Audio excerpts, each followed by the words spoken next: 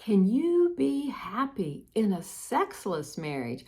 We're going to unpack that today. But first of all, thanks so much for joining me. I'm Mary Whitman Ortiz, Christian relationship coach and sex educator, and I love to help couples create great intimacy in their marriage. So if that speaks to you, tune in every Friday for a new video. Make sure you like, subscribe, and share. We want to get the word out because God is not embarrassed by sex, and you don't need to be either.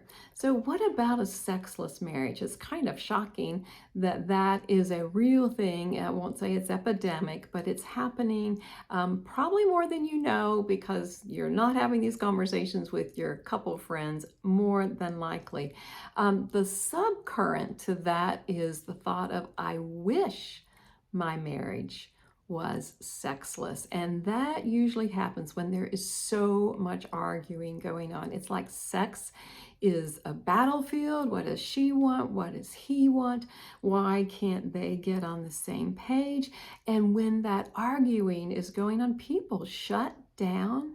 They build walls. And since sexual intimacy requires trust and transparency, it really can't take place when that arguing and that division is going on. And I hear wives say, he wants it all the time. Or they might say, I'm just trying to be a good Christian wife. Well, none of those scenarios are the whole picture. And you're not going to be able to fix things if you don't have the whole picture. So I want to challenge you with some questions to help you process this. Usually you got there because you don't want to deal with it. You didn't know another way to try. What else can we do with intimacy? You might be staying where you are because you're trying to avoid something that's worse, or you think that you're just going to do more harm than good if you stir it up. And I'm here to tell you that there are ways to turn this around. So what are those questions? Number one, do you want to fight or do you want to change things? Fighting can be a pattern, it can be a habit. Usually isn't healthy if you don't resolve it. So fighting is one thing, resolving it, something else. Number two, will you discover why you haven't talked about it?